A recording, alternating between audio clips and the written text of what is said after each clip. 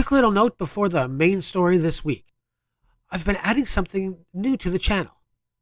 I'm now uploading shorts. Short little videos about a song or a band. I write these mini videos from my own musical library. And the secret is, if I didn't know it, well then I'll share what I've learned. I figure if a little blurb about a song or artist is interesting, then I'll include it. And don't worry, I'm not reading anything. At least not yet. So if you've been noticing a big uptick in my uploads, check them out. You may be interested in the odd trivia that I find lurking behind my favorite music and musicians. When you're out and about, do you hear music drifting your way? From the store's Muzak to your personal playlist, music is different for everyone. For me, and for you. Music reminds us of memories and feelings from our past. Sometimes it reminds us of who we were and who we are today. And sometimes it reminds us of who we're meant to be. I'm a writer, and these are my music memories.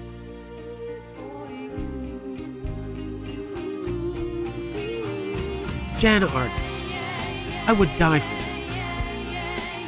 This is a song that is tied to a feeling and, well, for some reason, to me, a color. I find it kind of a bipolar trip. I Would Die For You is so sombering that I'm overwhelmed by the strength of that sacrifice.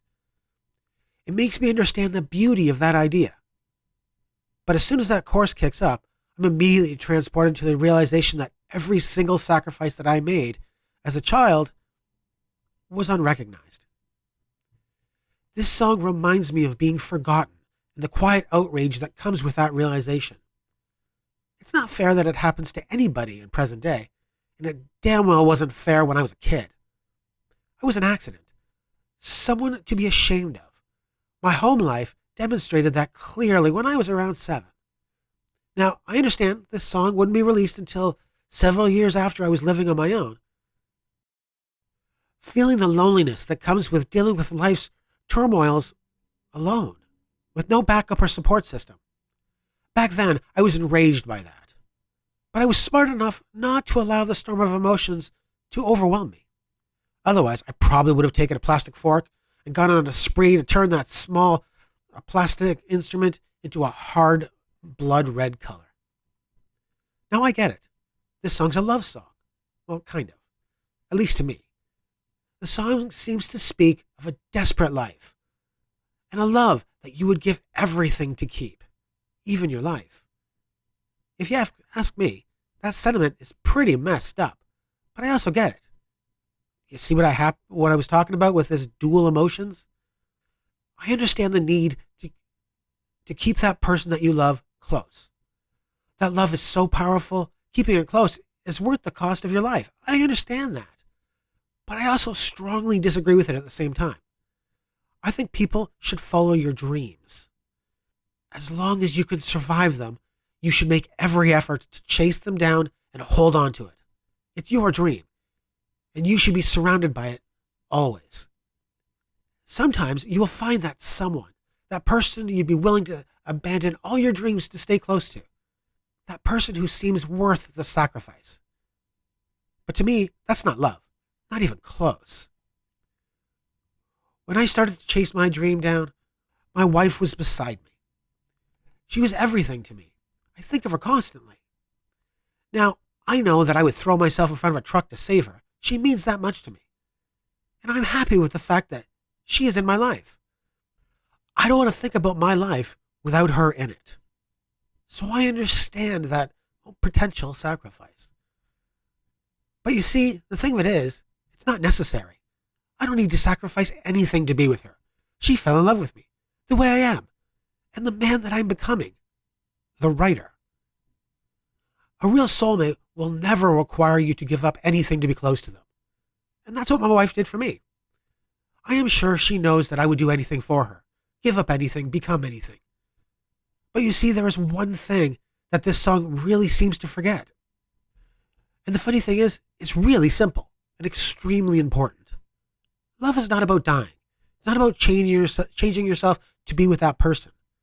If that person is meant to be in your life, then, and here's the simple part, all they need from you is your unconditional love. That's it. Love is about sharing a life with someone. Now, there's always the fear that goes along with those kind of emotions. Fear of making a mistake.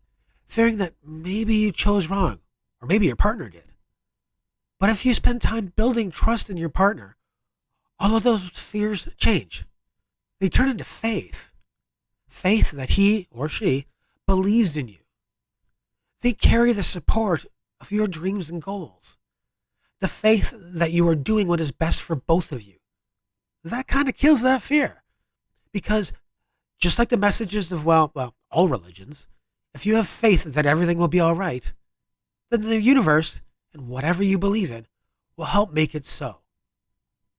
I really like this song because it stirs up emotions that I honestly had long forgotten. I'm no longer concerned about past sacrifices and how they honestly seem to be wasted, because it makes my belief in the love of my wife stronger. It helps crystallize the fact that I would do anything for her, no questions asked. But Jann Arden's voice shows me the edge of pain, that fine line between love and desperation. It reminds me of love lost, my childhood, and love found, my loving wife. It's a really messed up song in my head, but honestly, that's what makes it so special. There aren't too many songs that can dual wield my emotions so well. I can't think of any songs off the top of my head, actually. Songs that twist up my thoughts in so many wildly different directions. But again, that's what makes this song so amazing. It does something to me that is, unique. And uniqueness should be celebrated and revered. Or at least, it should have a small story written about it. Thanks for listening to another story that fell out of my head. I love music with conflicting messages. I think it helps the user decide for themselves what's being said, being really said. Do you have any songs that kind of tear your brain in half? If you do, please leave a comment below, and maybe I'll talk about it in a future video. As always, please like, comment, and subscribe. Until next time.